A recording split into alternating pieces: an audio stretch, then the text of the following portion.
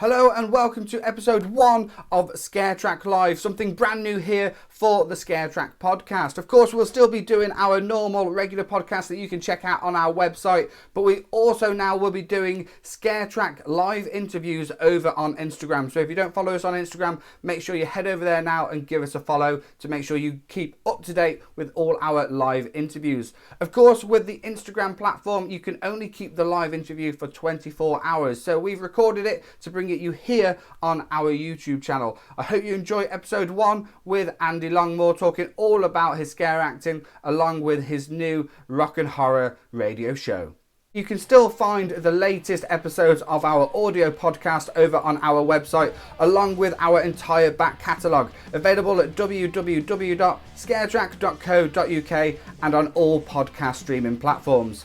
Over on our website, you'll find all our episodes, our Scarecam episodes, merchandise pages, Patreon pages, and much, much more. Of course, it helps to keep up to date with ScareTrack by following us on social media. We are on Facebook, Instagram, Twitter, and Snapchat. Just search ScareTrack.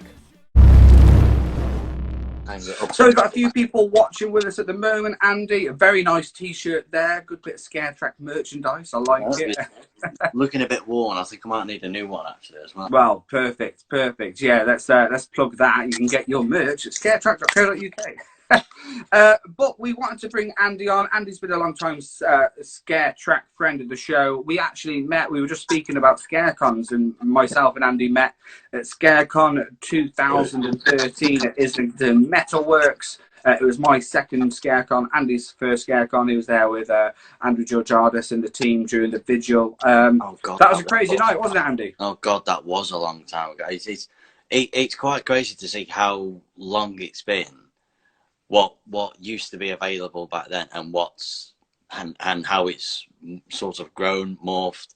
However, now like back in 2013, when things like the Terror of the Towers with the hands on shoulders seems like the norm and not much, and then how much it's changed since. Big time, definitely. I can't remember the last time I did an attraction which was hands on shoulders. I think the only time I remember was when the last year of What Lies Within and London Bridge. I don't know if they still do now. It's been a while since I've been London Bridge. Good point. I think London Bridge do purely because they have a lot of international visitors, I think, and that's why they did it at Scream as well within Madame Tussauds. So that might be there as well. But it is good to see that hands on shoulders is becoming a thing of the past. People in the comments below, what about you guys? Did you like the hands on shoulders, or did you prefer it to be total free flow or linear? I quite like a free flow attraction because it kind of means you can spend as long as you like in there. But also just having a linear attraction without the hands on shoulders is quite nice compared to hands on shoulders, isn't it, Andy? Especially when, you know, everyone's different heights and whatnot. Sometimes you're reaching up, sometimes you're reaching low. It just makes it a little bit awkward, doesn't it? Yeah, that's the only difficult thing I found. Is like, especially if you had a backpack on as well, you'd have some that would go for, like, if you're going forwards at a particular speed and someone's going much slower, and then you feel like, as every time you move forward, you're being tugged back. Or like you, like me, that's like 5 foot and a fag end, and your hands on shoulders like someone that's about 6 foot. Yeah. And you're like, I can't read. It's not easy. And then you have some people going faster than others, and the people at the back asking you to slow down. So it's nice to see that that's sort of a thing of the past now. Jake Jones says that he prefers free flow. Dennis says they never actually did that in the Netherlands at all, which is cool. Fear Sons used to love shoulders, but it does help throughput. So I understand in some places. Good point. It is sometimes easier, especially if you're dealing with big numbers, to keep groups together. That is a key thing. Also, a lot of people did that because when scare attractions are slightly newer here in the UK, there was a lot of fight or flight scenarios, and I was told that a lot of places held on to got people to hold on to their hands on shoulders so your arms weren't free to lash out at an actor. So that's it as well. And I have spoke to quite a number of parks, and they've said over the years, unfortunately, they have seen a slight increase in actors get hurt, and maybe it could be because of the hands on shoulders thing. Who knows? But anyway, we're not here to get too political. There's a couple of things I have that. I mean, with the hands on shoulders, I remember for What Lies Within, they mainly used to do hands on shoulders purely because if they didn't, they sometimes guests would get lost, and they'd walk Yes, down the front yes, corridor and end up in what was be like the brick green room or the smoking area at one time. absolutely. I was with what lies me then. I know there were points where it was easy to get lost, so they had Yeah, hands on shoulders to make sure that everybody sticks together and nobody gets lost. Because I know yes, that's a it was good point. quite easy to do.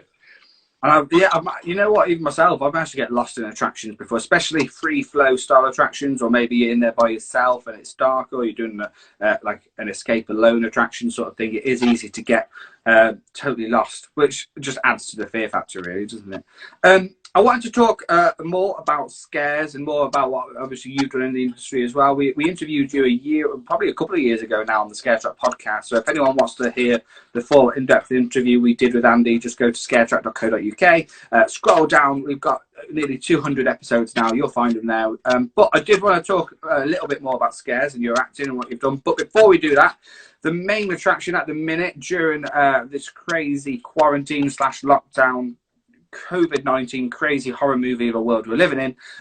Andy, you've started your awesome rock and horror radio show, which is on every Sunday. Myself and Hannah here at ScareTrack HQ, which is basically my home, have really, really enjoyed it. It's been great. A lot of us interacting over on social media whilst it's on. So tell the listeners now, people watching live, and if anyone does have any questions live, just put them below. We'll try and remember them to let Andy know. If anyone has any questions, join us live now, or if you're watching this afterwards, I hope you're enjoying it too. But Andy, why did you start? You've always been a DJ as long as I've known you. So what made you want to go into this rock and horror radio show? Well, it was funny because this year I'd retired from the bars and clubs. I'd done like around 8-9 years, mobile discos, roading, different bars and clubs like Reflex. Did my own 90s night at a place called The Kiln, which I remember Hannah used to manage next door. We used to live next door, yeah, crazy. Yeah. Reflex in Wigan. So I'd been around enough for myself to be happy with what I'd done.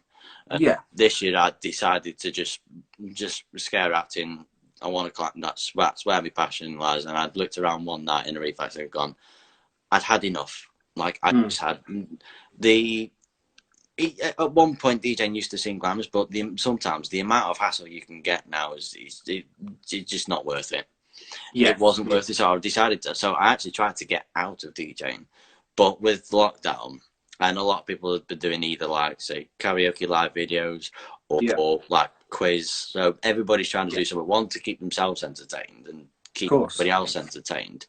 And there's a few of us DJ friends that have been in different places, like where I'd met them and how I got my DJing work anyway. They'd approached me with like a radio station, what they started up between them all. And we wanted to get like each DJ do a different show to try and get more diversity on.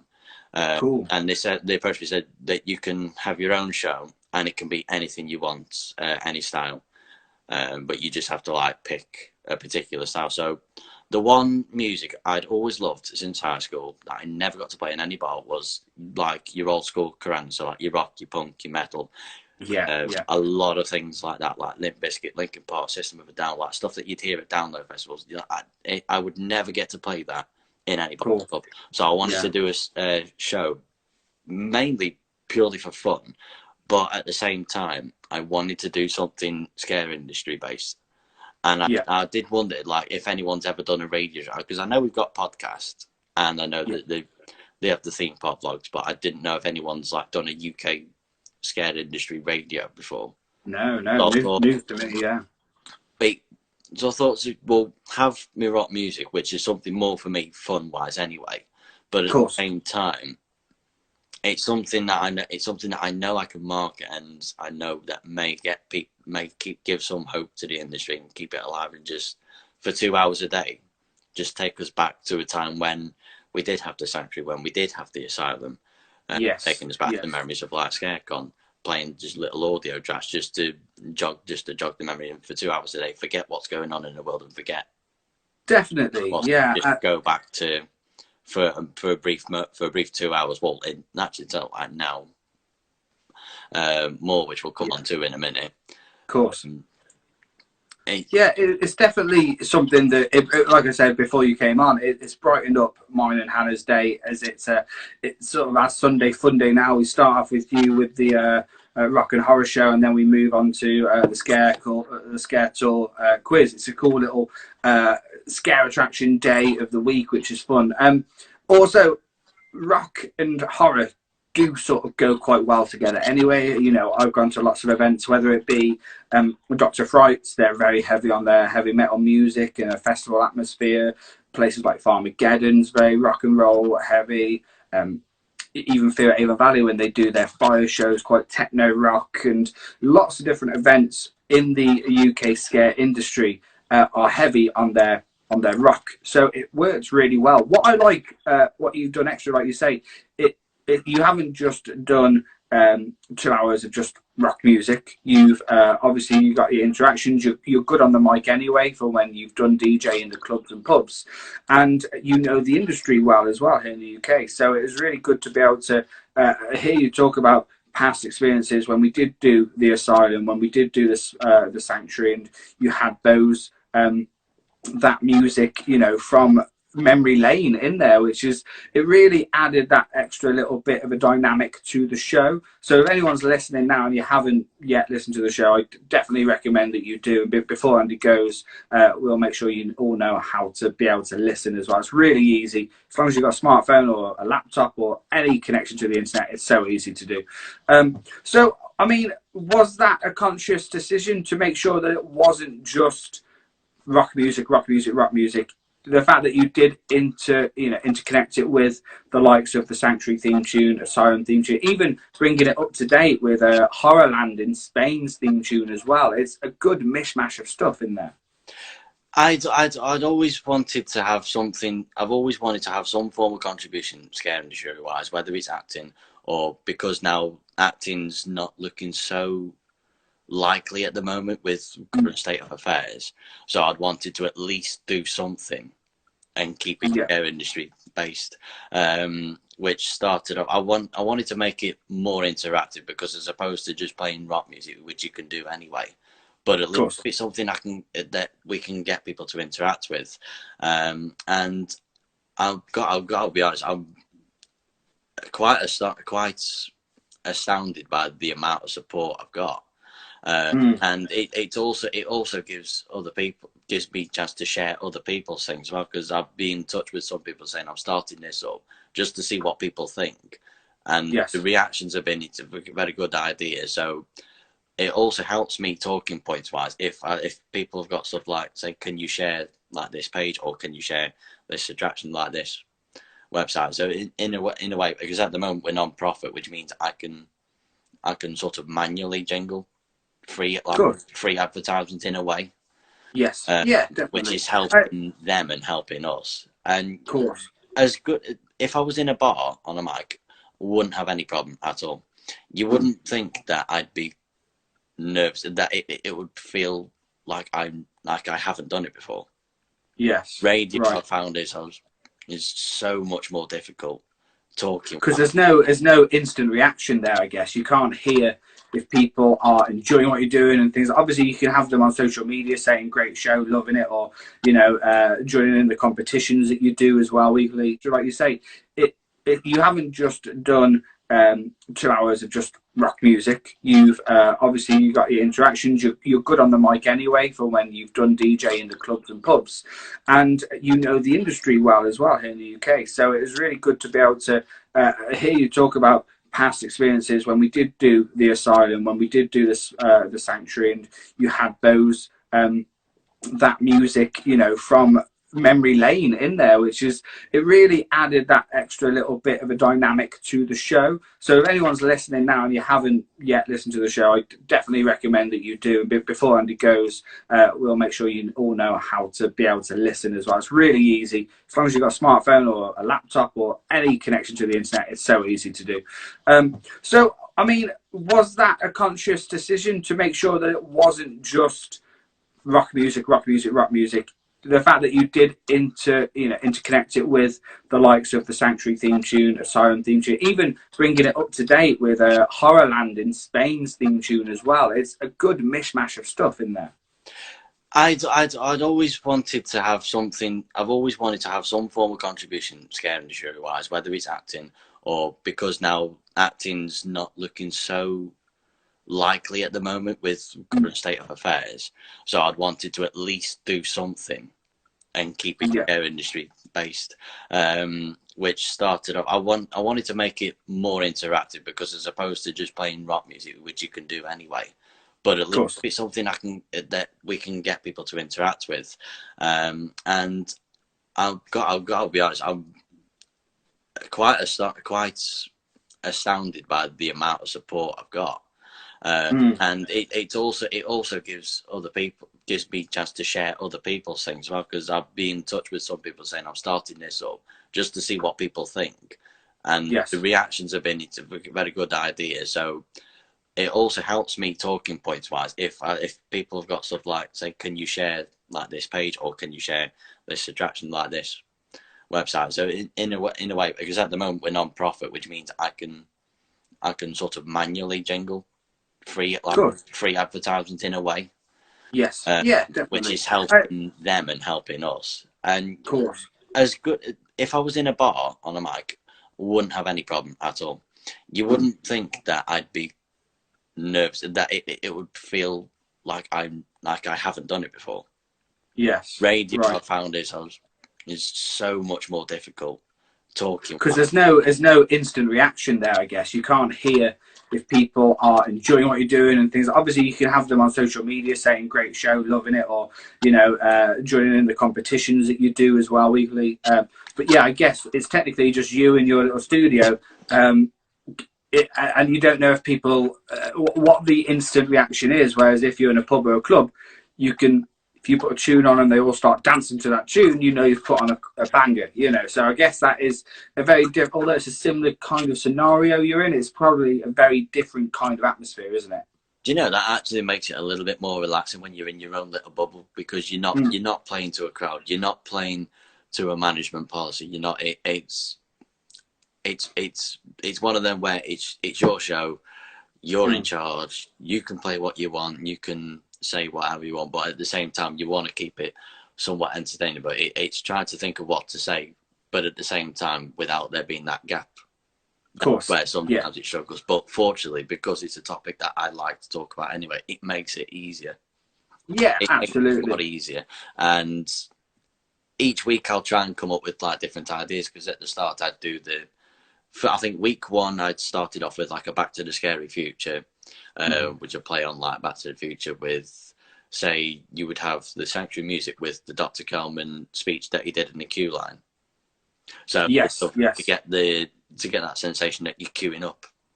Yeah. For that, like back to that, playing little things, playing things like Muse, or like with the Fabulous Scott family that they did.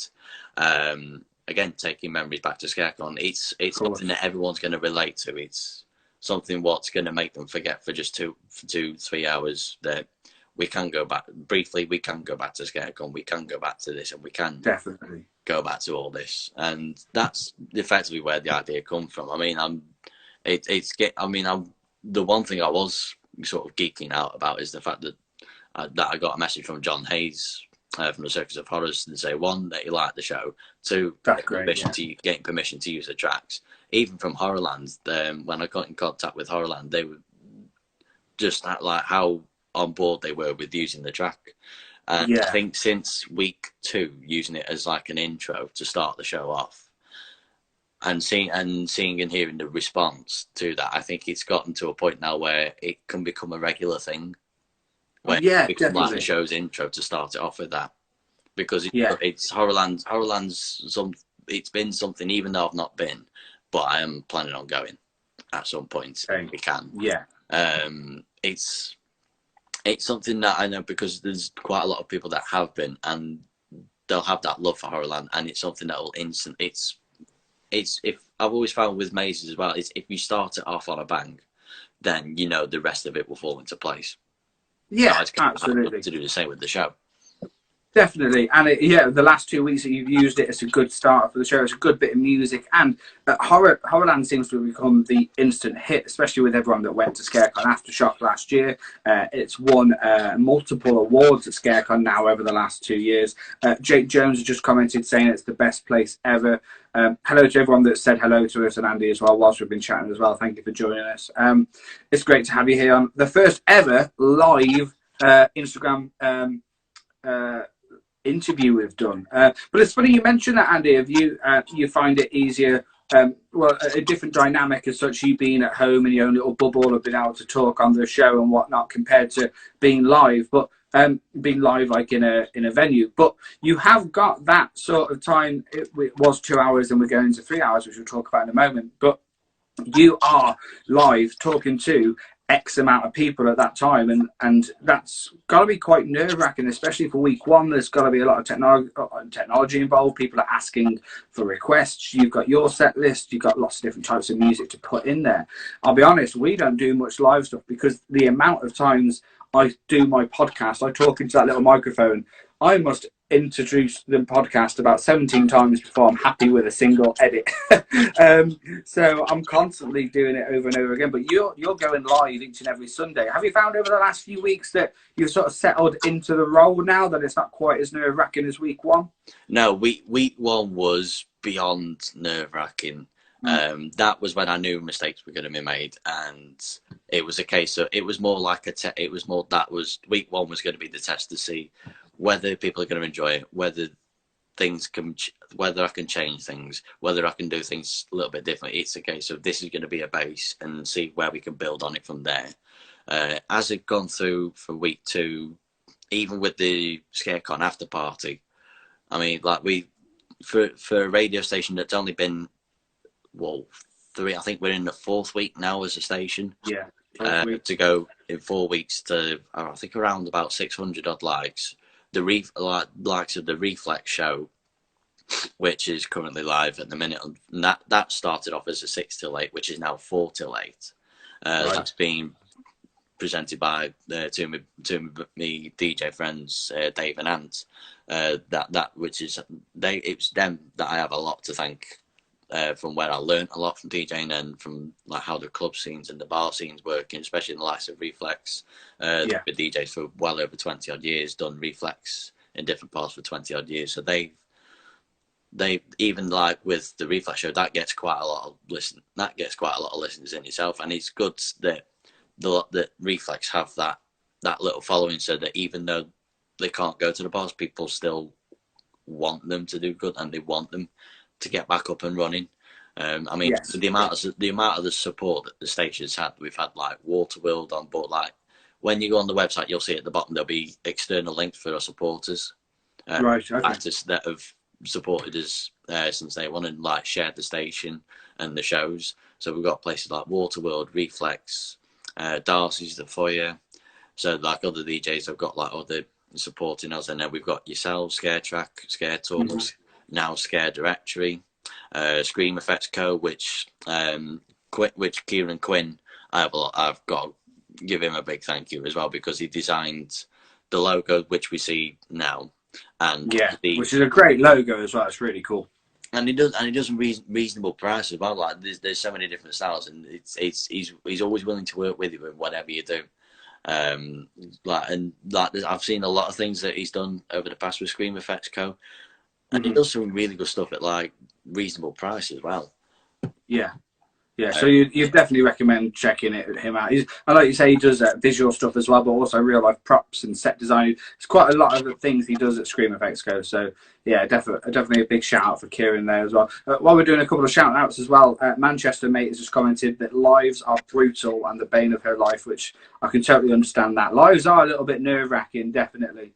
But I think we're doing well, Andy, here. We're doing good. And speaking of live, you're not only live for 2 hours every Sunday now, you're going live for 3 hours.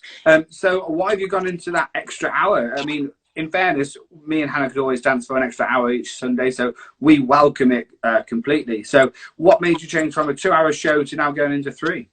Well, it was kind of a discussion with the station owners, and with having like a good pairing to see what shows are getting what listeners and to see what's working, what's not working. With the 5 to 6 show, we tried to do something a bit different, so that on the Sundays everybody's got a bit of variety. And then we tried like a quite a dancey ravey show and a top 40 show, which were getting good.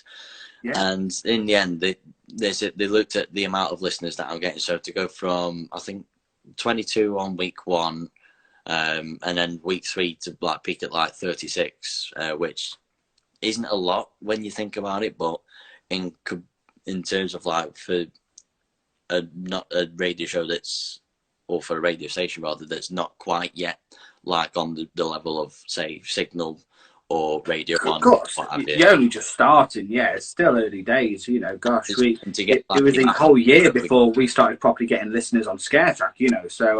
But that's the amount of support that we're getting, the amount of listeners that we're getting, the amount of interaction that I'm getting with each bit of what I do. Even like with last week, we're introducing a track to play, whether it be a horror game, whether it be scare attraction, whether it be a horror film, to try and find something to keep people guessing, just to get people involved. For the likes of sending pictures of like them listening to shows, sending videos, which I've started of like with the next one that I've got in this is something that's ongoing, is for people to be dancing to the Corn Word Up and just send a video of that in.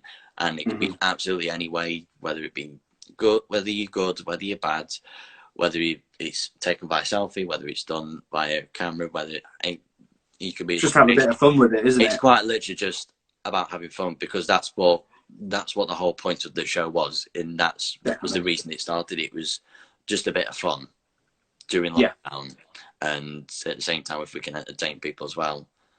Definitely, yeah. And the best thing, before we sort of finish and talk a bit more about the scare side of your life, Andy, obviously we're talking about DJ Andy's Rock and Horror Radio Show, but a lot of people who are probably watching this now are unsure, what's the best way for them to listen to the show? How do you actually be able to tune in and listen? Because obviously it's a free service, they don't need to pay for it, it's completely free, every Sunday 3 till 6 now. Is it as simple as just downloading the app, really, isn't it? Well, now you can download the app, listen to my radio, search in RaindbowFM, all one word or lowercase, and it should come up. If people, because I know some people may have trouble with Wi-Fi. I know sometimes it depends on the ports. If people are having trouble with Wi-Fi, switch to mobile data. That should fix that. Because like we knew in week 1 and 2, we were having a few teething problems trying to get like work out all the bugs and trying to solve any issues, and thankfully people were straight on that. If they had any issues brought to us straight away, we managed to fix. Now on the website there's an embedded player, so whatever's on at the time, all you have to do is go on the website, scroll down just a little bit, and there's an embedded player, and all you have to do is just click play on that, and you can listen to it then. I believe and now at the bottom of the page on the websites there is a live chat section. Oh, awesome. We've added like a little join where everybody can sort of join in one room. We're still experimenting with it at the minute to see how it's working. I know with this show, like, there's quite a few that listen to it that will either message me personally. There's email address, which we're still trying to work out with the emails, which I think now we're getting more grips to that. So if anyone has emailed me in the past and I've not got it, then apologies on that. But it's still a learning curve, isn't it? Absolutely. Yeah. It's just a learning curve, and things will get more polished as they move on. Absolutely. We've got Dave Carrier here, 6748, saying, Andy, what time do you play on a Sunday so I can listen when at work?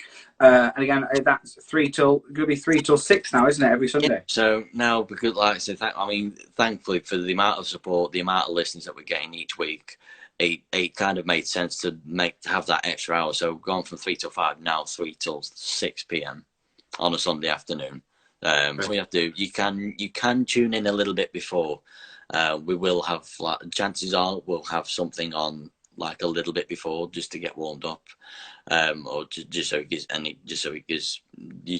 people a chance to sort of join in early, and gives me time to set up the show a little bit early doors.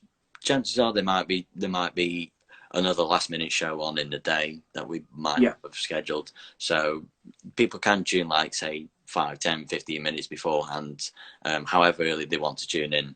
But the main show kicks in dead on 3, and Awesome. we'll finish roughly around 6 o'clock. And then that kicks in Dizzy Dave's Sunday Club, which is kind of like that's kind of a mixture of everything from like your roll style to reflex. It's more like a Sunday fun day, like some golden oldies kind of thing, which is it's quite a good show as well. Yeah, definitely. Quite a variety now that we're starting to put on, so things from dance shows to R&B shows, with this case a rock show. So we're trying to get as many different genres in as we can, so that everyone's got something.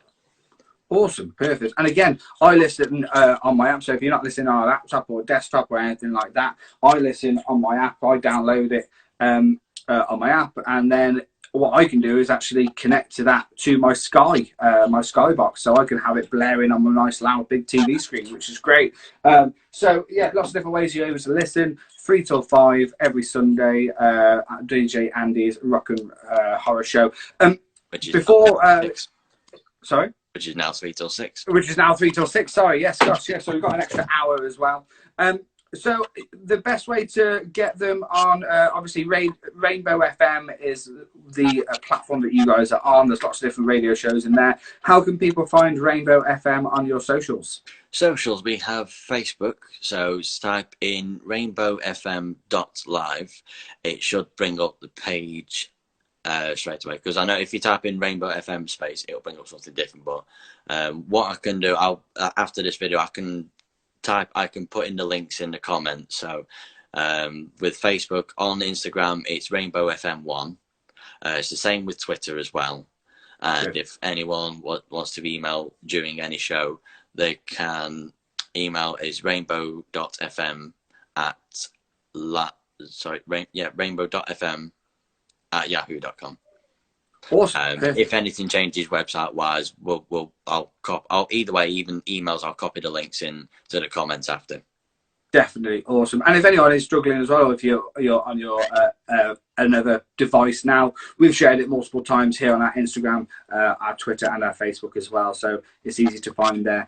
Before we let you go, Andy, and we appreciate you coming on as well. Obviously, you got into doing this rock and horror radio show purely because you're part of the UK scare actor industry. Anyway, let the listeners know what kind of places you've acted at, because you've travelled around a little bit, haven't you? I'm guessing your first gig was it Screamfest Burton? It was. I started off at Screamfest Burton. So the story goes is 2013 started going through attractions as guest. 2014 sort of scare acting workshop. Got talked into trying it just to see if I like it. Started off in Screamfest Burton for 2 seasons. 1 year in Slasher, 1 year in Soul Seekers. Alt Towers, Subspecies, did 2 seasons in there. Twin Lakes, Extreme Scream, which is show captain of the Pie Factory, and did like on the odd nights with helping training in Ash Hell, and even at one time The Village, which is a shame we didn't get to see the footage of Kate Munro and Bloodhusk wedding. Getting married. Oh God, that I know. Even though it was rushed, in our heads we had like quite the more lengthy amount in mind, but it was a shame that it come to what it was. It was still a loads of fun. And most recently, you've been acting at the award-winning Warsaw Scare Maze as well last year. Yeah, so I did House of Heinous at Warsaw Scare Maze. I've actually done, I think I've probably done the most for Trixie actually out of all the places, because throughout the year, like if there was anything going to gain some experience, I'd try and go different places. So I would do. At one time, whilst I was at Slasher, I remember Trixie being short of actors one night, and he asked if he could borrow me for Ward 78. So that was when I first acted for Trixie. So I did Ward 78 back when they had House of Insomnia. Just with the 2 sites before, around the same place as the facility. I did Coulrophobia, Panic Unlocked. The Panic Escape game was an interesting one. Because if I was in normal maze situation, I'd have a rough idea going from like just looking at the story, looking at the room, looking at the character type. You sort of combine all in together, and you get a rough idea of how to play it. But even then, there's so many different ways that you can do it. you're kind of only limited by your imagination, but it's as long as you're getting the key points, if there's key points in story-wise across, as long as you're getting the core elements in, there's so many different ways you can execute it. Absolutely, definitely. And because you acted in so many different kind of attractions as well, I guess, and obviously in those attractions, there's lots of different style of rooms, whether it be pitch black or strobe or fog or lots of different effects that we're now used to. You've probably had your fair share of different scenarios and different experiences within those attractions as well.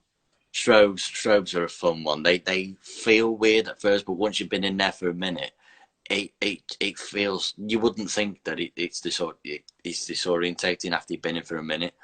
You sort of get used to it, I guess. And it doesn't actually feel that bad once you've been in for a while. I think probably the most strobe, probably the strongest strobes what I've been in was the cell at immersive events, which I did for Gary one night. Well, I actually did for actors, and then they swapped me halfway through to the cell, which I was quite surprised to see only run on 3 actors. Wow, really? And it's quite a big maze as well. Again, a very simple maze, in case anyone's not sure. Immersive events, they were at Shrewsbury Prison Screen Park, obviously in Shrewsbury, and they had a maze, 2018, I think it was, called The Cell. And it was just a simple chain-linked fence with smoke and strobes, but they were strong as hell strobes, weren't they, Andy? There was only 2 strobes, and they were some power. They were they were massive, weren't they? They were very powerful strobes. There would be a couple of spots in the maze where they would be the strongest, and sometimes it can be too much. For some, it's not too much. So you try and work with your actors to see where they feel comfortable in acting. Because I'd probably say that's the most key thing with scare acting, is it's something that you must enjoy. If you're not enjoying it, it's going to show. Even if you wouldn't think it, you could do a good performance, but if you're not enjoying it, it'll still show, and it'll rub off. And even with points with making earlier about the potential rising in conflict that we've seen, there's ways that you can sort of judge or read how they're going to react before they do. In a way, that's like, sometimes if you can sort of see them in the distance and you can kind of gauge their behavior beforehand, you can get a rough idea of how they're going to react, which will then, which sometimes can change how you execute your performance. You'll either go in full on, or you might keep a distance back just in case. One thing I will say to any scare actor, if they feel that somebody's going to lash out, best thing to do is just hide if you can. If not, just let them go. Yes, sometimes it's just not worth getting that scare if they're going to be an idiot and ruin it for everyone else, really, isn't it? Which does happen, unfortunately, from time to time, and obviously actors are trained to deal with that in different ways and whatnot. Have you ever had many incidents like that, Andy, or have you been quite lucky and managed to not get too many bad eggs in your run-throughs? I've had a couple. I'd say I've had a couple in each one. Like nothing. I'd probably say the most major one was somebody taking pictures in Extreme Screen Park, and then they were getting quite aggressive after, which, me being a shock actor is something I had to deal with after, so which didn't really bother me. The main thing was, as long as they didn't harm any of my actors, that's fine. That I don't mind. Yeah, safety is the main thing, isn't it? Yeah. So it's a case of I escort him out, and it's a case of just, you've been taking pictures, it's not happening. If you carry on, then it's, he'll be removed from park. It's as simple as that. It's just don't do it. Yeah, quite simply put, definitely. I mean, you've said that this year, obviously, you're doing the Rock and Horror Show because it's good to be able to keep scares alive during this crazy time. And this October, fingers crossed, things go as normal. If not normal, they still go ahead with slight different measures in, or we may have to wait till next year for a Halloween. Who knows? But do you have any? If you were to go into acting again, if you want to do anything, do you have anything that's really on your bucket list, somewhere that you would really like to work at? Anything that you really fancy? I've often wondered. I always sort of like to gain feedback from everybody, because there'll be some places where other people have been where I haven't been, so they'll have a more better judgment of what it's like. So like yourselves and ScareTrack, which have been to near enough a lot of places in the UK, so you get a rough idea of what different places are like. Yeah. But I always like to go in. I always like to try different places to see, so I can get different experience as well as more experience, and also to meet more new people and to see how see and kind of see how each place does things different. Of course, I yeah. like I like sorts of seeing how different places work and how different places manage and how different places run different mazes. I mean, I believe I'm in my 7th year now, I think, or 6th year, I can't remember. I've done, I would say, 15 different scare mazes, 8 different events. Worked for 11 different companies. That's quite a CV, isn't it? Definitely. I'd probably say one of the funniest ones I will have worked in was Alton Towers managed to be in Subspecies, and the guys at Hide and Shriek. The guys in Hide and Shriek, behind the scenes, you do not see some funny things. That's it. That's what I love about the scare and shit. It's finding that balance between taking it seriously, but at the same time having a laugh with it as well. I mean, absolutely. Even in like the likes of Slasher on the alternate, we different characters, we see how different ways we can scare and try to make it interesting, try to make a game of it. Like one time, one night on a quiet night, we would see how many different people we can scare using Monty Python quotes, for example. We turn it into a game, and like you would do your normal scare, but instead of dialogue wise, you'd use a Monty Python quote. Nice. Anything to get you sort of going through the long, hard hours in the dark, I guess. That sounds great. Hello to everyone else who's just joined us live here on Instagram as well. We've actually had a couple of people mention a few things while we've been chatting as well, Andy. Jake Jones said that unfortunately, he's had everything done. He's been really unlucky. So I'm guessing he's had a few bad eggs when it comes to people being aggressive within attractions, which is definitely unfortunate. We've had Emily Prime 7500 as well saying, I think I'd actually cry if I don't get to go in a scare attraction this year. You know what? I think I'd be the same. Andy, would you be the same if we actually didn't get a Halloween at all this year? Yeah, I mean, it's that hard. It's the dilemma that you struggle with. It's, do you go through a scare attraction with the restrictions in place, which could potentially ruin the immersion, or do you wait another year with less restrictions so you have more in terms of immersion? I think, taking everything into consideration, I think I would probably be okay with restrictions, truth be told. It all depends, doesn't it? I mean, it's still, I think it's although I start planning my Halloween usually in sort of July, August, it can still wait. It's not like I'm planning a huge, massive holiday. It can still wait until we get better answers and dates and, some finalisation on what parks are doing. But I really do think it is far too early for anyone to even think about what. Obviously, for parks, they need to be thinking about it. I know Merlin have already. I know a couple of places that have actually said to me they may not go ahead at all this year purely because they should have already had plans in place. But I think us, as the general public, as customers, we just need to. It's too early to make any moves purely because, I mean, a lot of things have already changed in the last 9 weeks. Since we went into lockdown, loads of things have changed anyway. Add on another 9 weeks, and then you're only, we've got a good 5 months till October yet. So let's all just wait and see, and fingers crossed. A couple more comments coming up. We've had Amy Hughes say, "Oh my God, please don't get me started on aggressive customers." So Amy, I'm guessing you've had a fair share of bad eggs as well. I've been quite lucky in that respect. I haven't done loads of acting compared to you guys. I've just done some acting here and there, a few events. Luckily, Hannah's been punched once before. Luckily, I haven't. I must just look too menacing and dangerous and scary for people to attack me. But unfortunately, it does seem to be a thing that, and it's world round as well. It's not just here in the UK. There's definitely, unfortunately, it happens worldwide, doesn't it? But let's end this on a bit of a high. Andy, we've kept you here for a good half hour, 35 minutes now. So I want to say a huge thank you to obviously coming on our first ever live interview. Like I said, we don't really do anything like this before. Ever, because I'm really bad when it comes to live talking. But I appreciate you coming on. Rock and Horror Radio Show every Sunday, 3 o'clock till 6 o'clock. Everyone check it out. And Andy, I'm going to give you a couple of quick fire questions to finish off. What is your favourite ever scare attraction you have visited? Oh, very tough one. Yes, it's going to be. I couldn't even answer it myself. I think it's going to be a type. Are we going to go with scare attractions on particular years?